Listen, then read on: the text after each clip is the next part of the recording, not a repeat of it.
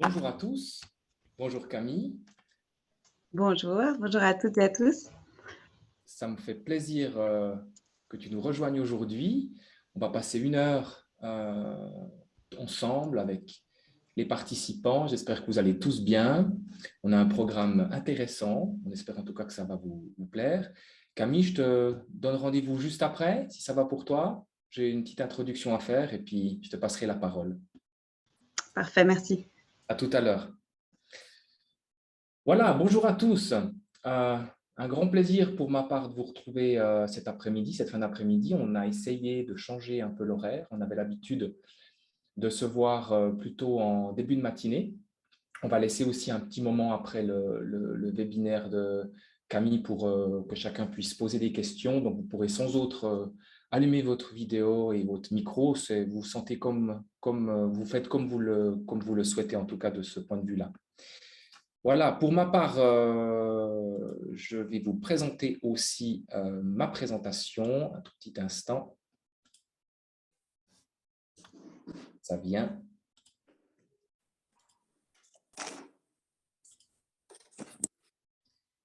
Voilà, vous devriez voir mon écran, c'est parfait. Alors, nous avons voulu, cette fin d'année, parler du New Work avec vous. Je vous annonce déjà qu'on va, l'année prochaine, avoir très certainement d'autres événements à ce sujet-là. Un premier événement qu'on fait en ligne, on espère en février pouvoir se retrouver tous du côté de Lausanne si la pandémie nous le permet. Je m'appelle David Grandjean, je travaille donc pour la Fondation Promotion Santé Suisse. Vous avez ici quelques indications sur la Fondation pour ceux qui ne nous connaissent pas encore. On a un objectif, c'est d'améliorer la santé en Suisse et on s'occupe aujourd'hui, en tout cas dans ce webinaire, de la gestion de la santé en entreprise. Et la gestion de la santé en entreprise, c'est ce qui touche, bien entendu, les personnes actives. Et on parle de 5,1 millions de personnes actives, donc ça vaut la peine de s'investir pour ce public cible. Voilà, toujours quelques chiffres, je ne vais pas trop m'attarder là-dessus. Quelques chiffres, pourquoi est-ce que nous, on fait de la GSE et on sensibilise sur ce sujet-là. Pour ceux que ça intéresse, je vous recommande vivement de suivre le Job Stress Index 2020, à savoir qu'en 2022, nous allons avoir une nouvelle version qui va sortir et ça sera fort intéressant parce qu'on pourra voir les retombées du Covid et voir l'évolution en termes de santé et de stress au travail. Aujourd'hui, comme je vous l'ai indiqué et comme le titre aussi le présente, on va parler du New Work et on va vous présenter les champs d'action que nous avons chez Promotion Santé Suisse. On va aussi, bien entendu, parler du futur, de voir quelle implication ça a sur la gestion de la santé en entreprise. Et peut-être pour commencer, j'ai fait quelques recherches personnelles. J'ai aussi quelques connaissances qui m'ont partagé des liens. C'est vrai que la santé, il y a une nouvelle réalité. Et cette nouvelle réalité, on la voit ici. On a malheureusement un peu moins d'exercice qui est fait par les gens. On a, à cause du Covid, pris quelques kilos, peut-être quelques kilos en trop. On a malheureusement la santé mentale qui s'est détériorée. Et puis, comme vous le voyez aussi dans notre Job Stress Index, les adolescents sont particulièrement touchés. On a fait plusieurs webinaires à ce sujet pendant cette année. Et pour les entreprises, ça a aussi des répercussions. Alors ici, déjà quelques indications qui vont très certainement pas vous surprendre, mais elles sont quand même importantes. 75% des CEO pensent réduire leur surface de travail, en tout cas les bureaux. Également, 80% de ces CEO souhaitent intégrer plus de flexibilité au niveau du travail. Et tout ça nous amène au sujet d'aujourd'hui, donc le New Work, la Workcation. Et ici, j'aimerais vous parler d'un document que je vous recommande vivement qui s'appelle le Hybrid Work Compass, qui a été fait par l'Université de Saint-Gall, également par le HR Campus et Novo Office. Je le recommande vraiment parce que c'est une étude suisse sur 841 entreprises qui parle de l'hybride, mais qui parle aussi de tous les défis et les challenges que nous avons par rapport au mode de travail hybride. Alors ici, peut-être quelques informations pour vous. Vous voyez, encore une fois, ce n'est peut-être pas une surprise, mais on voit l'avant-Covid et l'après-Covid en termes tendance de l'hybride. On voit bien qu'après le Covid, on est à 77%. Un autre chiffre qui est intéressant, c'est qu'on voit que 80% de ces entreprises qui ont été, 87% de ces entreprises qui ont été auditionnées estiment que c'est un élément crucial pour attirer les talents de demain, donc rendre le travail plus hybride et plus flexible. Alors, ces entreprises suisses, justement, où est-ce qu'elles se trouvent aujourd'hui? 76% des entreprises qui ont été auditionnées, on voit qu'elles sont dans un stade de développement. Donc, il n'y a pas encore, au niveau du hybride, des choses définies qui ont été mises en place. Et vous voyez à droite les industries qui ont été contactées, ou plutôt qui, en fonction des industries, vous voyez le niveau hybride, ou plutôt le souhait hybride par industrie. Tout ceci implique des défis, comme je disais avant, mais également des opportunités. Alors, je vais en nommer quelques-uns. Un des défis, c'est bien entendu de maintenir une culture d'entreprise positive. Également, gérer des équipes à distance. On sait qu'on l'a tous très certainement vécu ces derniers mois, ce n'est pas simple. Et puis, assurer une santé mentale des collaborateurs. Et puis, les opportunités qu'on voit, eh ben, c'est justement le côté attractif que l'on peut développer pour les talents de demain, le fait d'amener plus de flexibilité dans notre façon de travailler, une motivation qui est également accrue, et puis réduire les coûts si nous venons à diminuer les espaces de travail. Je ne dis pas ici, bien entendu, que c'est la solution, mais c'est intéressant de le thématiser. Une dernière donnée que je trouvais intéressant pour vous, de l'OFS, on voit bien l'évolution du télétravail. Si on parle de hybride, on parle de télétravail, bien entendu. Voici l'évolution qu'on a pu constater entre 2019 et 2020. Maintenant, j'aimerais vous raconter et vous présenter ce que nous faisons chez Promotion Santé Suisse quand on parle de New Work. Donc, tout ceci implique beaucoup de changements. Et pour faire le lien avec le New Work, cela n'influence pas seulement où et comment je travaille, mais également notre bien-être, bien entendu. Les formes d'organisation évoluent, les relations sociales aussi, et des compétences nouvelles doivent être acquises. Pour continuer de se sentir bien au travail et de rester en bonne santé, la GSE est bien entendu appelée à soutenir tous ces changements. C'est pourquoi nous avons mis en place un projet que vous trouvez ici. Je vous recommande vraiment, si vous êtes intéressé par cette thématique, le site internet. Nous avons Dominique Fessler chez nous qui s'occupe de ça. Il devrait être en ligne aujourd'hui avec nous aussi. J'espère qu'il a eu le temps de nous rejoindre. Et puis, c'est vrai que ce site a été construit d'une façon exemplaire en relativement peu de temps. Le but, c'est d'élaborer des connaissances, de rassembler des outils, mais également de créer des formes d'échange comme nous le faisons aujourd'hui pour parler de cette thématique du New Work. Alors, quel sujet est-ce que nous avons adressé et nous allons continuer d'adresser en termes de relation avec la gestion de santé en entreprise? C'est bien ça qu'il faut comprendre. On ne parle pas simplement de New Work, mais on parle aussi d'implication et je dirais, de conséquences en termes de gestion de santé en entreprise. Donc, voici les 5 sujets que nous adressons.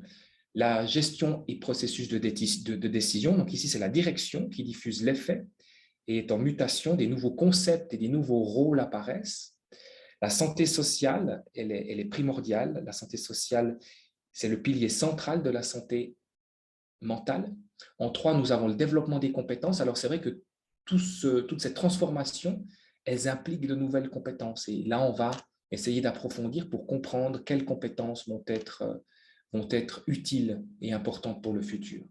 Ensuite, nous avons le fit entre le work-worker. Donc, ce qu'on veut dire par là, c'est les nouvelles techniques sont parfois introduites sans forcément prendre suffisamment en considération les collaborateurs. Et c'est pourquoi c'est important de bien matcher les deux. Tout ceci n'aurait pas été possible sans la participation de beaucoup d'entreprises qui continuent aussi à nous accompagner sur ce projet du New Work et des implications au niveau de la santé en entreprise. Donc, le premier sujet qu'on souhaite aborder aujourd'hui, c'est la gestion et les processus de décision. On va, comme je vous le disais, courant d'année prochaine, revenir sur les autres sujets. Et puis, c'est pourquoi je suis très content d'accueillir aujourd'hui Camille Sperisen-Fluck. Camille est psychologue du travail. Elle vient de l'industrie du sport. Elle fait de la GSE depuis 4 ans. Elle a la chance d'avoir vu plusieurs environnements de travail, plusieurs entreprises. Elle est depuis avril à la Mobilière. Elle a une vue interne et externe, comme elle me l'expliquait. Donc ça, c'est vraiment intéressant. Et puis, on aime bien les deux la montagne. On en a parlé avant. C'est vrai qu'on est un peu sous le brouillard actuellement. Ce n'est pas idéal. Mais Camille, je te laisse volontiers la parole pour nous expliquer un peu ce que vous avez mis en place à la Mobilière. Et puis, on finira, comme je disais, par une partie ouverte où on pourra poser des questions et échanger tous ensemble. Camille, je stoppe ma présentation. Je te Merci laisse la beaucoup. parole. À tout à l'heure. Merci David, merci pour l'introduction. Bonjour à toutes et à tous. Merci d'être là pour cette trentaine de minutes qu'on a ensemble sur le sujet New Work, mais aussi bien sûr le lien avec le management, la gestion d'équipe. Donc moi, je disais aux gens de mon réseau, si vous avez envie de réfléchir à cette thématique, venez seulement parce que je suis pas là pour donner des leçons ou des jugements de morale, sachant qu'on a aussi très peu de recul scientifique finalement sur l'impact sur la santé des employés du management à distance, en tout cas depuis son essor à cause du Covid ou grâce. Donc, il y a bien évidemment un recul scientifique sur le management à distance parce qu'il existe quand même depuis de nombreuses années pour certaines sociétés. Mais c'est sûr que face maintenant à ce changement drastique du monde du travail, on n'a pas encore un recul suffisant aussi pour vraiment tirer des données concrètes par rapport à ça. Donc, c'est pour ça que je vous invite à une réflexion avec moi de par mon expérience dans la santé au travail. Donc, je suis effectivement psychologue du travail. Et puis, voilà, je réfléchis à cette thématique depuis un moment maintenant, mais c'est sûr qu'avec le Covid, on a été plongé dedans. Donc, je suis heureuse d'être aujourd'hui là pour vous le présenter.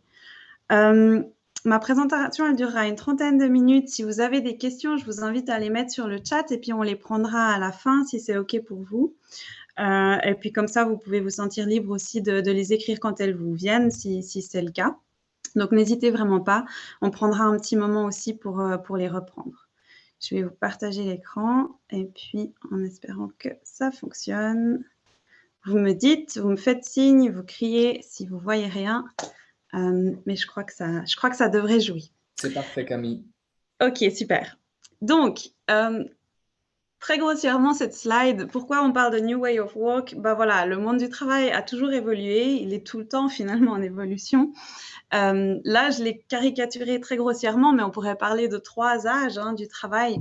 On avait l'âge de l'agriculture, et puis c'est vrai que si moi-même, je prends déjà mon point de vue personnel, mes arrière-grands-parents étaient agriculteurs. En Suisse, je ne voudrais pas dire des chiffres complètement faux, mais on était quand même à en tout cas 80% d'agriculture dans le monde du travail, si on revient déjà 100 ans en arrière. Après, on pourrait dire qu'on a eu l'âge de l'industrialisation. De nouveau, si je prends mes exemples personnels, mes 2 grands-pères étaient dans l'industrie, industrie du bois, câblerie, chimie. Donc, c'est sûr que là, c'était la grande ère industrielle qui allait avec, bien sûr, un style de management et un style hiérarchique dans les entreprises très, très hiérarchisé, très vertical.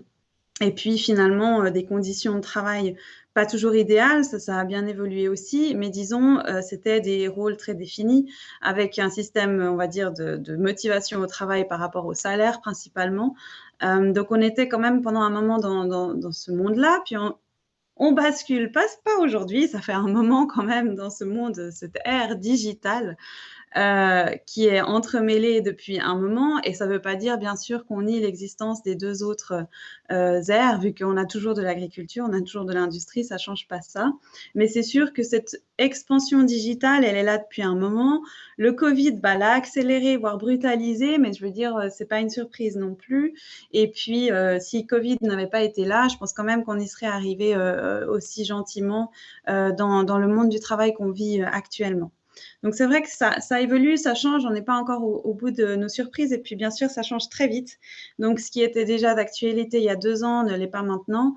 Donc, on est aussi dans un monde où on doit constamment se mettre à jour sur certaines choses et ça demande, comme disait David, des nouvelles compétences qui doivent être à acquérir, en fait, finalement. Donc, aujourd'hui, on va parler de Digital Age Leadership, si je pourrais dire, ça c'est selon le modèle de Denning que j'ai un peu adapté pour essayer d'illustrer finalement ce que je veux vous introduire aujourd'hui avec ce leadership digital. Alors il y a une multitude de noms pour le management à distance, e-leadership, leadership digital, e-management, etc.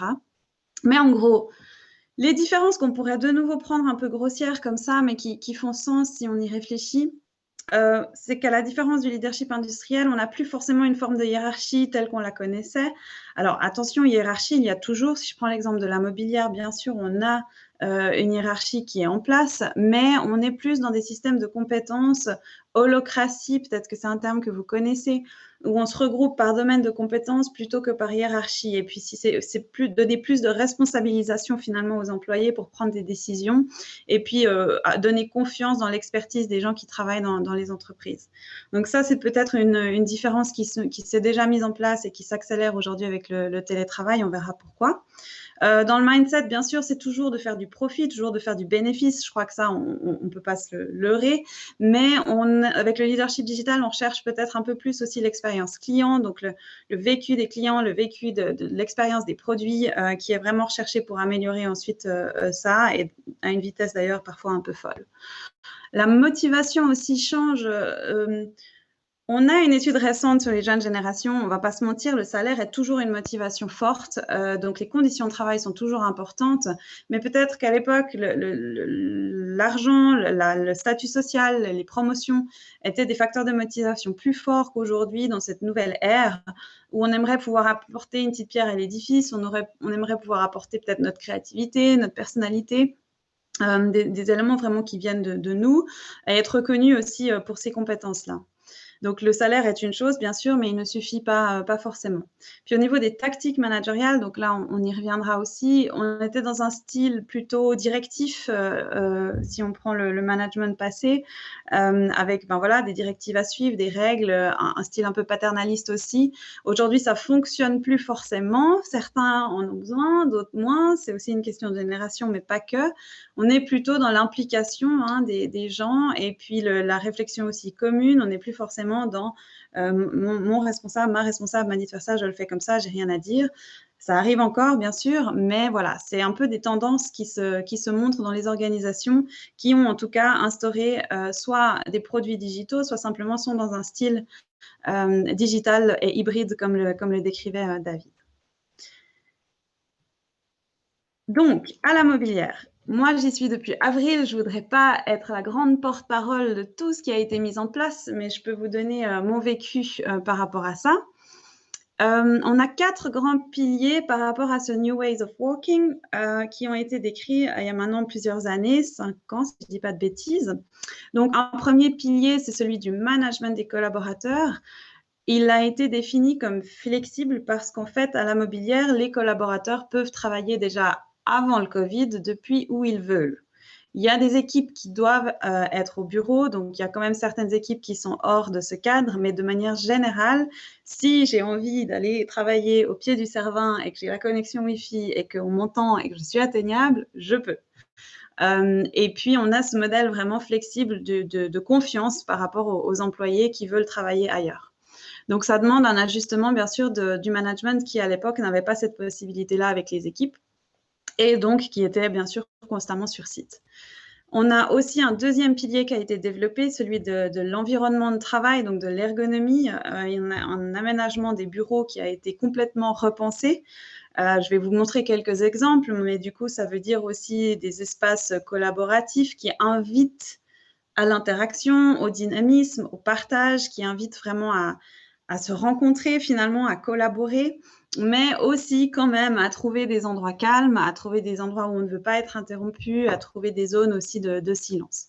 Donc, tout un aménagement qui a été repensé pour ça, inviter un peu au dynamisme, à la collaboration, tout en préservant bien sûr la concentration. L'environnement de travail virtuel, ça, c'est énormément d'outils informatiques qui ont été mis en place. Donc, bien sûr, ce qui concerne nos ordinateurs et nos logiciels, mais aussi dans les espaces, dans les salles, des outils très performants. Et je crois que ça, aujourd'hui, beaucoup d'entreprises ont vraiment investi là-dedans pour avoir des salles de conférences qui permettent des micros performants, des vidéos qui suivent les gens, etc. C'est assez fou tout ce qu'on peut faire avec ça. Donc, une fois qu'on a compris comment ça fonctionne, en général, c'est utile. Dernier pilier, c'est cette méthode et forme d'organisation agile, hein, la fameuse holacratie dont je parlais, c'est-à-dire que hiérarchie, il y a toujours, mais on est vraiment regroupé selon des pools de compétences et de réflexion. On a une grande indépendance en tant qu'employé et on est force de proposition de manière générale. On a bien sûr des responsables d'équipe, mais qui s'occupent plus de nous suivre, et sur le plan humain, finalement, on peut vraiment amener aussi nos idées, nos projets, sans que ça vienne forcément d'une décision hiérarchique. Voilà. Donc, ça, c'est un peu pour vous montrer, version mobilière, qu'est-ce qu'on pourrait décrire comme le New Ways of Working. Lui, il existe chez nous depuis un petit moment, donc ça date pas du Covid, mais il était déjà en place. Maintenant, il y a certaines choses qui ont été bien sûr brusquées ou qui ont forcé les gens à s'y mettre lorsque on a été bien sûr en confinement. Mais la thématique aujourd'hui qui nous intéresse un peu plus particulièrement, c'est en fait ce management à distance, indépendant du lieu de travail, et puis les questions que ça soulève en termes déjà de faisabilité, mais aussi d'impact sur la santé des collaborateurs, du responsable lui-même. Enfin voilà, quelles sont un peu les interactions que ça a finalement avec notre bien-être au travail. Ça, c'était juste pour vous illustrer les magnifiques images que nous avons à la mobilière. Donc, c'est simplement pour vous montrer un petit peu. On a des lieux qui sont vraiment faits pour le travail de groupe, qui sont vraiment, on va dire, flexibles, adaptables, modulables. On peut travailler autant dans des petites zones complètement silencieuses, autant sur un canapé, autant à un bureau. Et puis, on peut même être dans son jardin, si jardin on a. Ou au café, à la terrasse. Enfin voilà, c'est juste pour illustrer finalement cette flexibilité qui existe depuis plusieurs années maintenant. Peut-être juste pour redéfinir de quoi on parle quand on parle de e-leadership, quelles sont les compétences nouvelles dans ce management d'équipe qui ont été amenées avec le travail hybride. C'est cette fameuse responsabilisation des équipes. Donc en fait, on n'est plus... je dirais, on n'est plus dans ce management qui prend toutes les décisions et qui instaure les règles. On doit faire confiance, on doit laisser la place aussi aux employés pour l'innovation. On ne peut pas être contrôlant tout le temps, c'est impossible. Ou alors on envoie 100 mails par jour, 5 appels. Et comme on va le voir, là, on risque d'être dans une détérioration de la santé. Donc logiquement, le contexte distance fait qu'on laisse plus de place à l'innovation, à la responsabilisation des équipes. Donc, contrairement à peut-être cette phase industrielle, l'innovation vient beaucoup plus d'en bas, des personnes qui ont aussi les expertises, qui travaillent, qui sont là sur le terrain et qui peuvent aussi amener leurs propositions quand la motivation est là. On a des compétences sociales qui vont évoluer. Alors, c'était déjà pas simple de base quand on a les équipes tout le temps au bureau. Là, ça se complique honnêtement. D'un point de vue de psychologue, je trouve qu'il y a pas mal de défis aussi avec ces relations à distance, parce que ça va demander des compétences de garder un esprit d'équipe, des moments de qualité malgré ce travail hybride. Et puis, j'ai mis gestion de conflits, parce que je pense quand même que les équipes qui se voient de moins en moins ou qui partagent plus énormément de moments communs auront davantage de difficultés à être empathiques les uns envers les autres, ce qui est normal. Et puis, de base, on a des affinités très différentes avec nos collègues supérieurs ou autres. Ça, c'est aussi totalement normal. Maintenant, plus on voit quelqu'un, plus on développe aussi une compréhension, une empathie. C'est-à-dire, ça ne veut pas dire qu'on va apprécier la personne parce qu'on la voit, mais on va quand même réussir à contextualiser le comportement de cette personne, tandis qu'un email n'est jamais un bon outil de communication. Donc, je pense que des tensions pourraient être plus facilement générées si on travaille jamais vraiment ensemble ou qu'on se rencontre jamais, parce que finalement, on discutera uniquement par email, voire vidéoconférence, mais pas toujours avec la caméra, c'est toujours très impersonnel. Voilà. Donc, ça va demander aussi peut-être des compétences sociales de détection plus accrues, parce que c'est plus compliqué aussi de repérer des fois des tensions qui peuvent émerger quand on communique seulement à distance. Et puis, bien sûr, la technologie, mais ça, je crois qu'on s'y a un peu tous fait. On a vu ici les différences de génération aussi. C'était parfois plus compliqué pour certaines personnes que d'autres. Mais aujourd'hui, on est dans le bain. S'il y a bien une chose que le Covid a amené, je pense que c'est vraiment aussi cette maîtrise de la technologie qui a été finalement inévitable.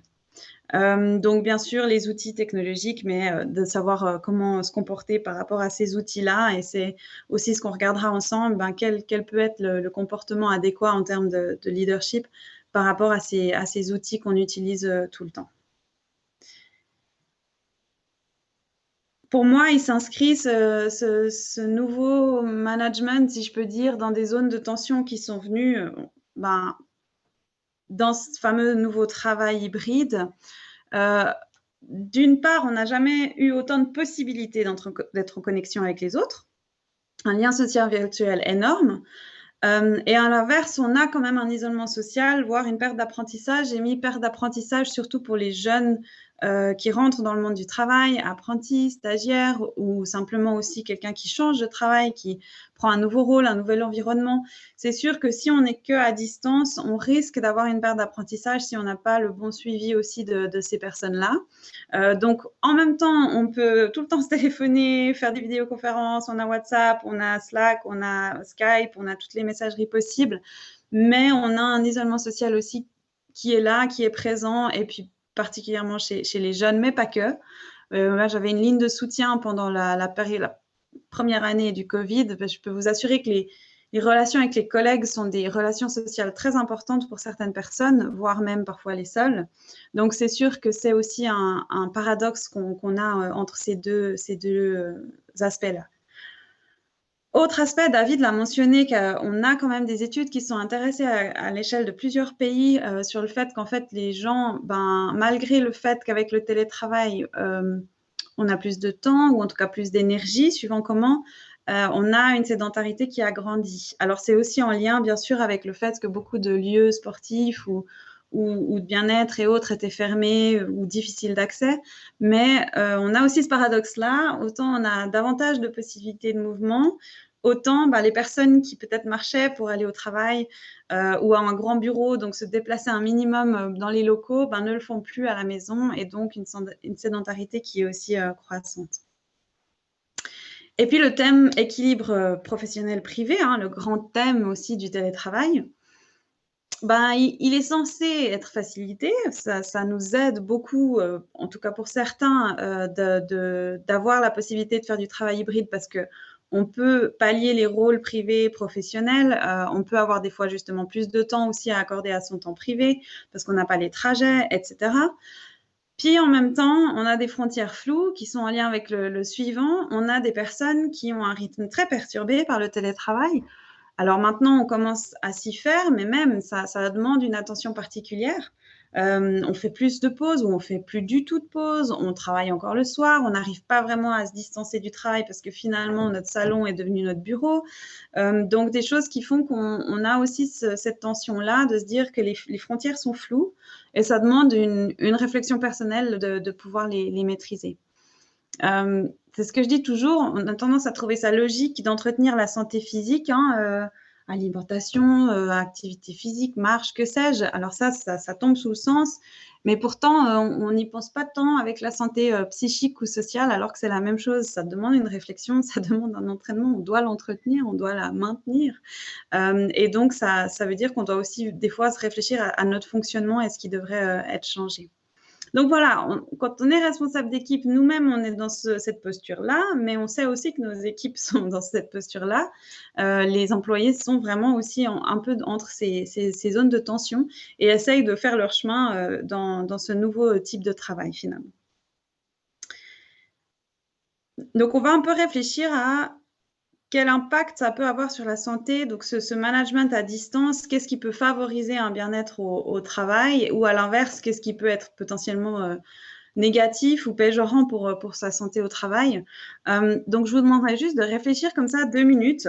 Vous pouvez soit scanner le QR code, soit mettre le code. Vous allez sur menti.com et vous mettez le code. Et puis, j'aimerais juste que vous répondiez à cette question en mots-clés. Donc, c'est quels comportements de vos responsables ont été appréciés depuis l'essor du télétravail? Je m'explique. Soit vous avez des responsables et j'aimerais que vous réfléchissiez à ce que vous avez apprécié comme attitude, comportement depuis que vous êtes en télétravail ou que ça a été instauré. Ou soit, si vous êtes votre propre patron, de réfléchir aussi, est-ce que vous avez reçu du feedback ou des des avis de vos équipes sur ce qui a été bien bénéfique dans votre attitude ou dans vos comportements. Simplement pour avoir un peu des mots-clés comme ça, de ce qui, selon vous, a été bénéfique et positif de la part de votre hiérarchie depuis que le télétravail est en place, ce qui vous a fait du bien. Donc, dites-moi si ça ne fonctionne pas. Je crois que ça fonctionne parce que je vois qu'il y a des mots qui apparaissent. Donc, prenez comme ça 1-2 minutes pour mettre ce qui vous vient à l'esprit.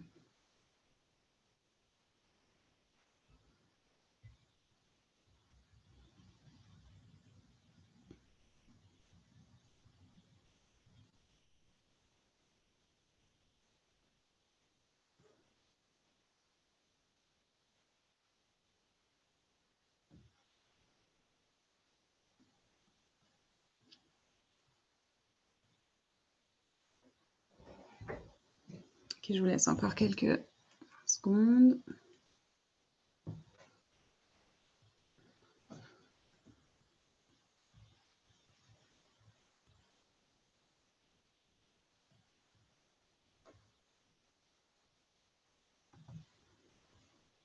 Ok, alors qu'est-ce qu'on voit ici?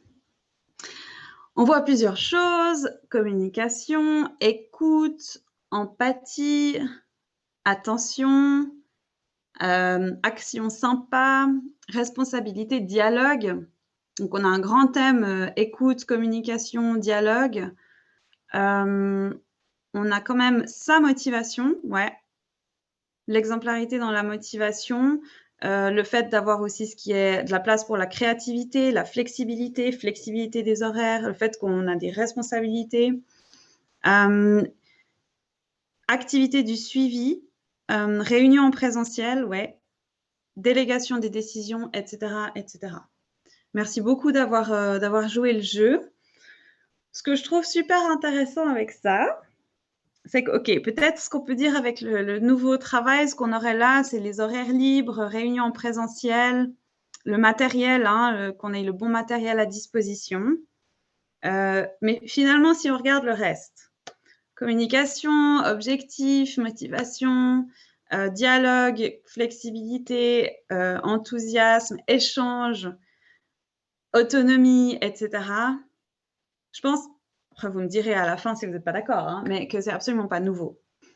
Donc, oui, on pourrait réfléchir à fond à le management va changer avec le télétravail, avec le travail hybride. Il y a certaines choses, bien sûr, qui sont impactées, mais globalement, on attend les mêmes choses et finalement, les points positifs, les responsables d'équipe dont on va se souvenir positivement, restent toutes ces compétences relationnelles, humaines, de communication, d'échange et puis d'interaction.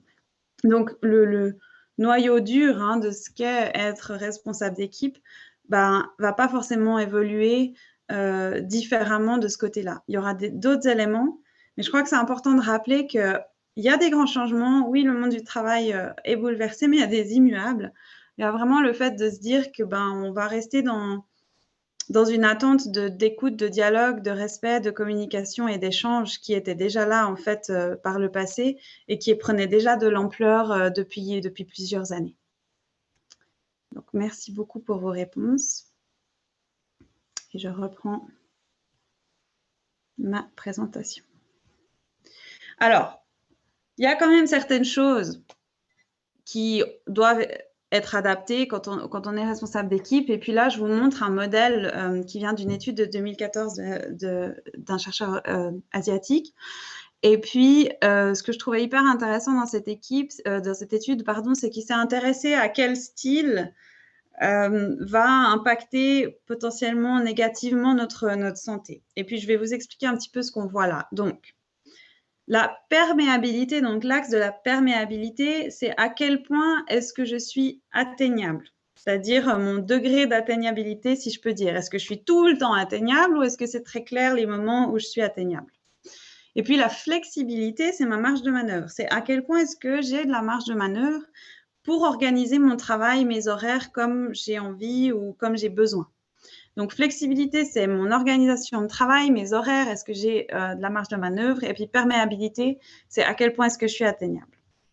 Et ce qu'il a vu dans cette étude, c'est que les personnes qui sont tout le temps atteignables, donc qui n'ont pas de frontières quand même précises entre mon moment à moi, mes moments privés et mon travail, et qui en plus ont très peu de contrôle sur leur organisation du travail, donc ne peuvent pas forcément décider des horaires de comment travailler, etc., sont les personnes qui souffrent le plus et qui sont impactées le plus dans leur bien-être au travail. Donc le fait d'être tout le temps atteignable et d'avoir peu de contrôle, peu de marge de manœuvre rend les choses très difficiles. L'intégration un petit peu moins, mais il est vraiment pas non plus à... Je dirais, il faut le réfléchir au possible. C'est-à-dire là, dans l'intégration, on est peut-être typiquement dans les entrepreneurs ou les indépendants. C'est-à-dire qu'on est très, très, très atteignable, mais en même temps, on est très flexible. On fait absolument tout comme on veut. Si on a envie de travailler le dimanche à minuit, on le fait. Et comme ça, si on veut aller skier le lundi le matin, on peut.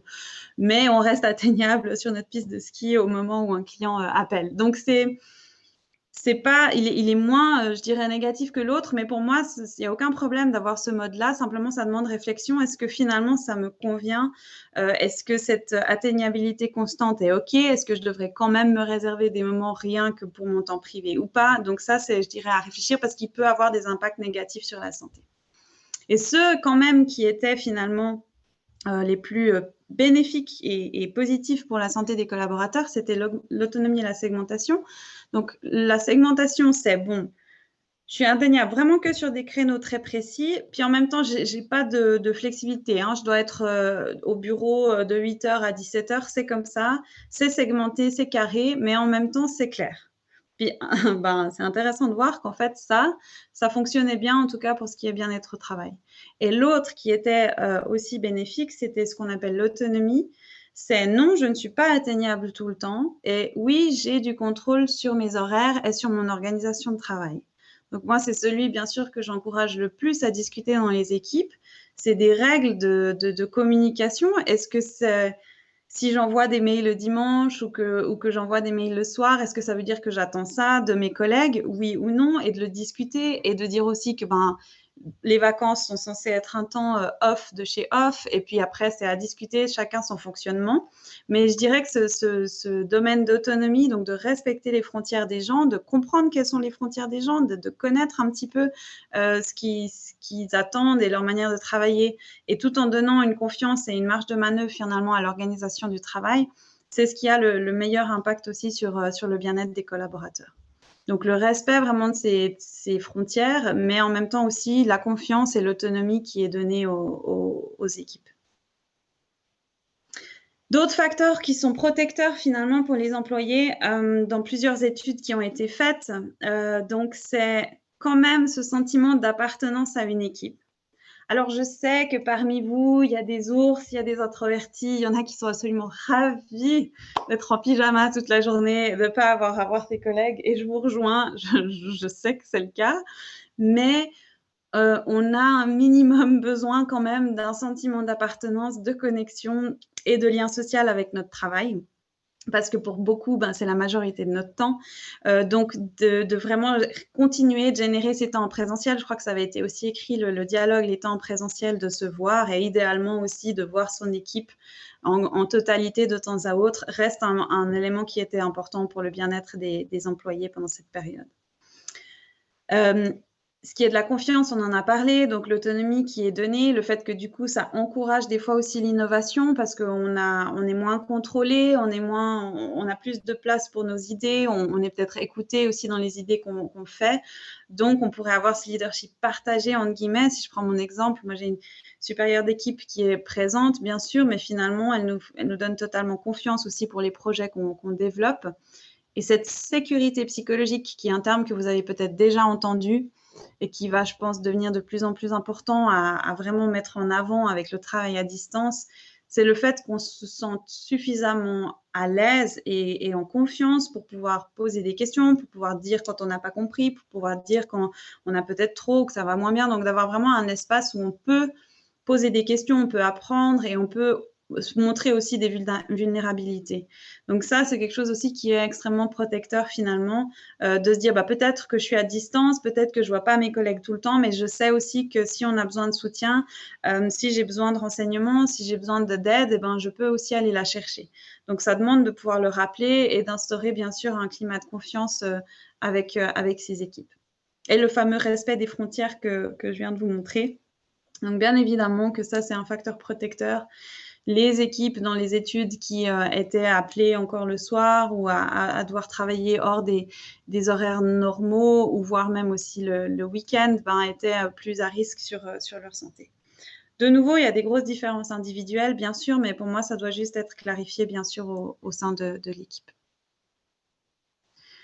Donc voilà, pour résumer, je dirais un peu de l'expérience que je vois, que j'entends et puis aussi de cette ligne de soutien que j'avais eue l'année passée.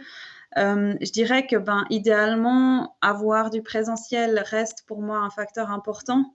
Ça, c'est la psychologue qui vous parle. C'est-à-dire que on reste des êtres quand même communautaires et je pense qu'il faut que les équipes puissent se réunir de temps à autre. Elles n'ont pas forcément besoin d'être toujours au complet, bien sûr, mais juste de garder des liens, de voir nos collègues. Oui, nos collègues sont des êtres humains, ne sont pas des robots informatisés, et de garder ces liens-là qui nous font beaucoup de bien. Affinité ou pas, finalement, ça reste aussi important. Le fait, bien sûr, d'accorder de la confiance, donc c'est à suivre, on est d'accord, mais sur le travail à distance, de ne pas forcément envoyer 20 mails dans la journée pour être sûr que la personne travaille, ou alors à l'inverse, que des collègues vous envoient beaucoup de mails pour montrer qu'ils travaillent, c'est quelque chose à thématiser, que c'est OK, qu'on fait confiance, que tant que le travail est fait, on est bon. Et bien sûr, d'avoir un lien toujours individuel entre responsable et employé, qui est important, qui peut se faire en vidéoconférence et puis idéalement aussi de temps à autre en présentiel. Et le point de l'exemplarité, je l'aime bien. Ça ne veut pas dire que vous devez être parfait et faire tout juste. Au contraire, c'est que quand on parle de gestion de la santé des collaborateurs, des équipes, etc., en fait, le premier point pour que ça fonctionne, c'est vous. Donc, si vous-même, vous apportez pas plus d'attention que ça à votre santé au travail ou pas plus de réflexion sur ce sujet, c'est mal barré, hein, je vous le dis tout de suite. Donc, c'est vraiment de se dire, oui, l'exemplarité de montrer que non, je suis plus atteignable à partir de telle heure, c'est comme ça, ou non, en vacances, moi, je traite pas mes emails, ou oui, à midi, je vais marcher, je vais courir, ou je vais me promener, je prends du temps pour moi, peut-être même que je prends 2 heures et je le bloque, et puis c'est comme ça, c'est mon moment à moi. Oui, je fais des pauses. Voilà, c'est des petites choses comme ça qui sont en fait pour moi aussi une manière de montrer que c'est OK d'avoir ce comportement-là et puis d'être exemplaire dans sa gestion de la santé et pas d'être exemplaire top manager, mais vraiment de dire, oui, je peux aussi dire s'il y a des périodes un peu plus difficiles et puis je peux montrer que on est dans un environnement où on peut parler, même à distance, de difficultés. Donc voilà, c'est l'exemplarité dans ce sens-là. Donc pour conclure, je vous fais une conclusion très simpliste, mais c'est ça. Le leadership, le management dans ce contexte de New Ways of Work, c'est un élément parmi d'autres qui influence la santé des collaborateurs. Il y a plein d'autres choses. Ce n'est pas notre responsable uniquement qui a un impact sur notre santé. Donc, nos facteurs de motivation et de bien-être au travail restent les mêmes qu'avant. C'est ce qu'on fait, l'intérêt pour ce qu'on fait, c'est ses collègues, les relations, c'est mes valeurs par rapport à l'entreprise, c'est ma relation aussi avec mon supérieur. Ma supérieure, ça c'en est un, mais c'en est un parmi tant d'autres. Donc, bien sûr, il a une importance, mais il faut aussi voir l'image, je dirais, dans son ensemble. Les compétences clés relationnelles, pour moi, elles restent, elles ne changent pas, elles sont fondamentales, elles l'ont toujours été. C'est là où on a le plus de soucis dans des relations responsables employés, c'est dans le relationnel. Souvent, les gens sont compétents dans ce qu'ils font. Bon, vous ne direz pas toujours, mais bon, en général, ça coince aussi dans le domaine relationnel. Donc ça va continuer, voire même être d'autant plus important vu la distance.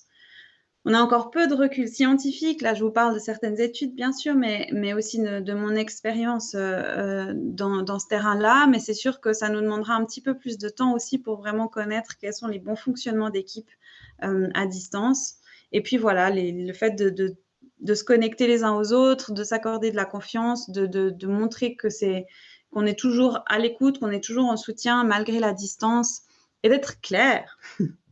Mon Dieu, on va devoir d'autant plus être clair, vu qu'on se voit moins, sur les objectifs, les rôles, et la vision qu'on a dans nos projets. Donc, toutes ces choses-là qui étaient déjà là avant ce changement drastique du monde du travail restent et sont toujours présents.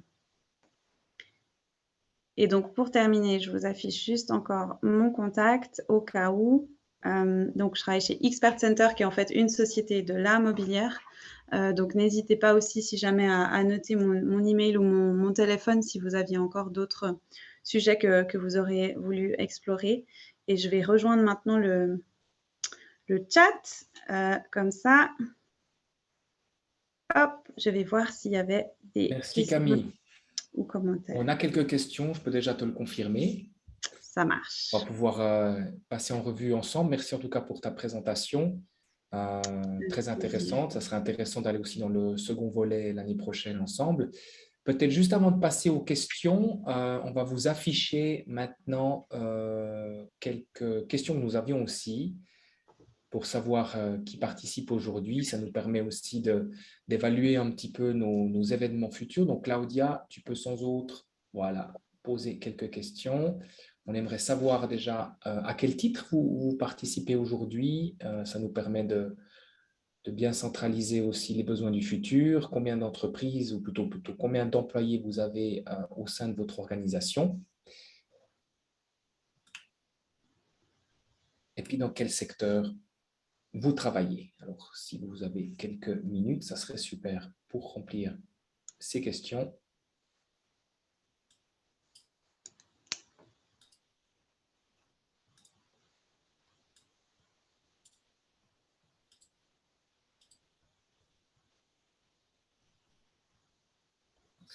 Voilà, un grand merci pour la participation. Écoute, Camille, on a déjà quelques questions. Je vais les prendre Yes. avec toi si ça va. On a Carole notamment qui demande s'il existe des mesures ergonomiques spécifiques liées au travail flexible, telles que conseil à domicile, matériel adapté dans les salles communes, etc.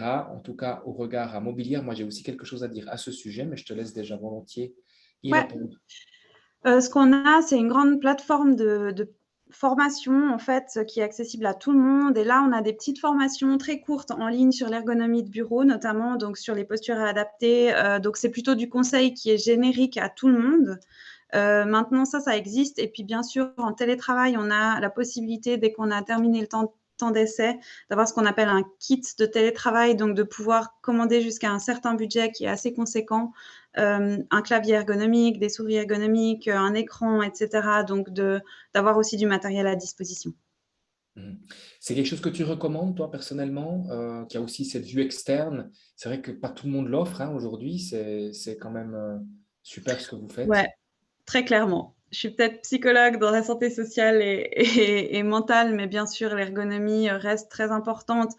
Un des gros problèmes aujourd'hui reste les troubles musculo-squelettiques. Et puis, ils viennent aussi beaucoup du travail de bureau, pas du tout uniquement des secteurs de production. Donc voilà, c'est sûr que ça vaut la peine de sensibiliser à ce sujet-là, de le demander et voir ce qui est possible en termes de mobilier, bien sûr. Ouais. Ouais.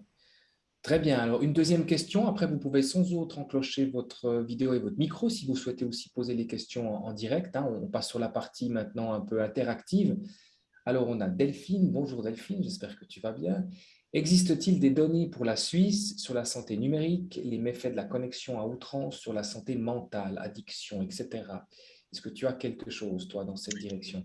Alors, dans cette direction d'actualité, je connais la Swiss Corona Stress Study de l'Université de Bâle. En fait, elle n'est pas uniquement là-dessus, mais elle avait quand même montré que parmi les facteurs qui péjoraient notre bien-être pendant ce temps un peu incertain et de télétravail, c'était la surconnexion. Donc, d'être tout le temps en ligne, d'être tout le temps OK pour le travail, mais pas que, les réseaux sociaux, et puis la télévision, enfin voilà, d'être aussi constamment sur écran était un facteur qui était péjorateur finalement de la santé pendant cette période-là. Maintenant, spécifique à ça, j'avoue que ça, je pourrais pas m'avancer là-dessus. Alors moi, ma connaissance, j'en ai pas non plus. Peut-être juste pour réagir aussi à Carole avant, je vous encourage à visiter notre site Friendly Workspace Office, qui est un outil qui donne déjà quelques réponses au niveau de comment est-ce qu'on peut organiser nos bureaux. Et puis, donne aussi quelques réponses sur le télétravail. Donc, je dirais, dans ce sujet hybride, une première réponse au New Work qu'on vous encourage aussi à évaluer. On avait une question tout au début aussi de Jenny. Quel pourcentage de travail à distance flexible, limité à un certain pourcentage ou illimité? Ah ouais, Oui, je sais pas, elle me corrigera si j'ai mal oui, compris, mais dans le sens, est-ce que c'est le pourcentage qui est actuellement ou celui qu'on recommanderait? Ben, les pourcentages, c'est toi qui les avais montrés, David, hein, sur la situation actuelle, qui sont donc en augmentation, mais tout à fait. surtout du hybride, enfin du et bureau et télétravail. On a quand même encore peu de métiers en Suisse où c'est uniquement du télétravail. Ça existe, c'est clair, ça prend de l'ampleur, mais on reste dans une majorité de partiels, on va dire. Et maintenant, dans ce qui est recommandé, ben voilà, moi, c'était ce que je disais, idéalement d'avoir quand même un jour au minimum présentiel par semaine. Je pense que c'est quelque chose qui peut aider. Voilà, moi, je Bonjour. voudrais partager aussi juste, oui, on vous laisse la parole tout de suite. Je réagis juste à ça. Donc, pour partager aussi, j'ai l'habitude d'aller 2 jours par semaine au bureau et c'est vrai que cet équilibre, chacun doit le trouver, mais c'est quelque chose qui est très important. Oui, je vous ai coupé. À vous, je vous laisse la parole. Bonjour. Non, c'était juste par rapport, justement, pas de manière générale, mais à la mobilière, parce que je pense qu'en Ah, termes pardon. des mesures que vous avez mises en place, je travaille pour Audemars Piguet, on a fait énormément aussi en termes de télétravail, de mobilier, Oui, de kits, etc.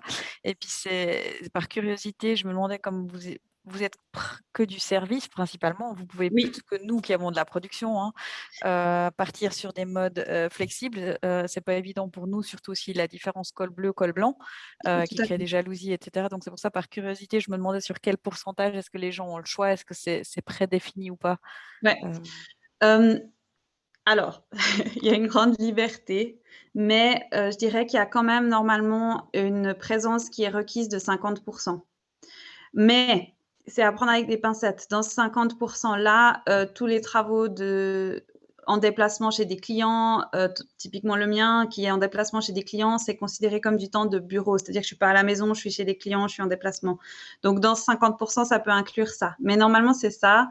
Maintenant, je ne vais pas vous mentir, je sais aussi qu'il y a des équipes qui ont beaucoup plus. Il n'y a pas vraiment de contrôle. Et à l'inverse, d'autres où, ouais, 2 jours de télétravail, c'est pas toujours, c'est déjà pas mal, quoi. Donc c'est vrai que c'est assez variable, mais je dirais 50%, c'est plutôt ce qui est recommandé.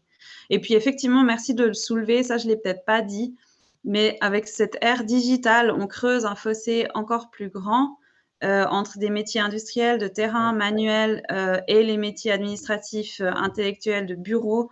J'avoue que ça aussi, voilà, ça me rend un peu perplexe aussi de comment on va gérer ça parce qu'on avait déjà quand même un fossé existant et là, on rentre encore plus dedans. Ouais, tout à fait. Mhm. Merci. On avait encore une question de Edith qui se demandait si à la mobilière, vous aviez transféré certaines activités type yoga dans une forme peut-être digitale. Comment les continuer? Ouais, alors, je me suis pas encore penchée sur toutes les formations en ligne. Peut-être qu'on a des petits cours en ligne, mais ça n'a pas été plus mise en avant que ça. Nous, en tant qu'équipe gestion de la santé en entreprise, on a proposé plein de petits cours en ligne qui étaient sur des notions vraiment plutôt personnelles de comment gérer sa distance avec le travail, donc plutôt axé sur la santé psychique. Mais on a aussi pendant les périodes, bon, maintenant c'est terminé, mais on a eu encore de nouveau des offres de massage sur site dès qu'on le pouvait. Donc, il y a des groupes aussi, dès qu'on est au bureau, qui organisent en fait des moments à midi pour aller marcher, courir ou aller dans le lac pour les plus courageux. Donc, il y a des choses comme ça, mais en ligne, il ne me semble pas que ça a été particulièrement développé ou alors j'ai loupé l'info. Ouais. D'accord, très bien. Est-ce que quelqu'un a encore des questions? Moi, si je peux me permettre, Camille, c'est Delphine à nouveau. Ma question par rapport au numérique, c'était aussi des données de la mobilière, en fait. Donc, Ouais. merci beaucoup pour le partage du Suisse Corona. Ouais. J'irai regarder ça, mais est-ce que toi, tu as des données justement par rapport à ta Non. structure? Pas. Okay. Mais j'aimerais bien. Mais effectivement, alors là, je crois pas. Donc nous, on est un secteur, donc la gestion santé en entreprise, on est séparé aussi des ressources humaines. Donc je connais pas malheureusement les projets aussi à l'interne des ressources humaines qui eux, donc enfin ça s'appelle Human Development chez nous, qui ont peut-être eux fait des recherches par rapport à ça. Mais effectivement, à l'interne, on l'a pas. Moi, j'aimerais bien, mais ça c'est encore à voir, lancer ça plutôt sur la population des apprentis, vu que je collabore aussi avec le projet Apprentice de promotion santé suisse. J'aimerais bien faire une enquête par rapport à la santé et notamment aussi, pourquoi pas, à l'utilisation accrue des médias et autres. Mais c'est vrai que j'avais le focus sur les jeunes. Mais non, on n'a pas ces données-là. Mais c'est un thème, hein, c'est clair. Parce que c'est vrai qu'on en parle beaucoup et au final, on n'en sait pas grand-chose. Soyons honnêtes. Merci, je suis d'accord. Merci.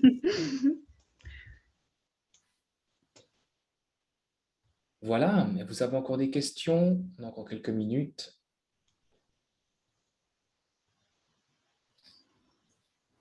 Alors Camille, l'année prochaine, on va continuer cette thématique du New Work. On va engager aussi les autres sujets qu'on a présentés avant. J'espère qu'on pourra le faire en présentiel. J'espère qu'on pourra tous se voir. Ça serait vraiment, vraiment bien. On souhaite aussi créer un peu une dynamique en Suisse romande et c'est important d'échanger. Comme tu l'as dit aujourd'hui, Camille, c'est très important de pouvoir échanger avec les autres. Alors peut-être avant de vous quitter, on a préparé un petit sondage. C'est 3 questions. Claudia, tu peux les lancer. Ça nous intéresse fortement de savoir comment vous avez trouvé cet événement. Continuez de nous suivre sur notre site internet. On a des événements tout au long de l'année. Je profite de l'occasion pour vous indiquer que 2022 est une année importante pour nous. On va refaire notre site internet notamment. On va essayer de réduire la complexité pour vous aider aussi à mieux vous retrouver au sein de tous nos produits et de tous nos événements. Mais vous pouvez déjà donc participer à cette évaluation volontiers. Un grand merci déjà. On vous souhaite à tous des excellentes fêtes de fin d'année si vous n'avez pas encore de questions. Sinon, n'hésitez pas, hein, on a encore quelques minutes. Sinon, on vous souhaite vraiment d'excellentes fêtes de fin d'année. Un grand merci, Camille, pour avoir passé cette heure à mes côtés. C'était chouette d'avoir ton regard. On voit que tu vis vraiment le sujet. Tu as amené plein d'inputs très intéressants. On vous a donné plusieurs noms d'études qui ont été faites. Donc, vous aurez peut-être le temps de les imprimer et de les lire pendant les fêtes. Oh non, je vous le souhaite pas, non. Ouais. Non, je rigole. Mais merci beaucoup. Et puis, merci aussi aux personnes qui ont encore mis des commentaires. Je les ai lus hein, sur le chat. Effectivement, c'est vrai que voilà, des fois, les offres yoga, etc., sont utilisées par une petite minorité, mais ça peut toujours être chouette. Enfin, voilà, merci à vos questions et à vos interactions aussi. Et merci, David. Avec plaisir. Une excellente semaine à tous et à bientôt. Bonne soirée. Et bonne fin d'année. Merci beaucoup. Au revoir.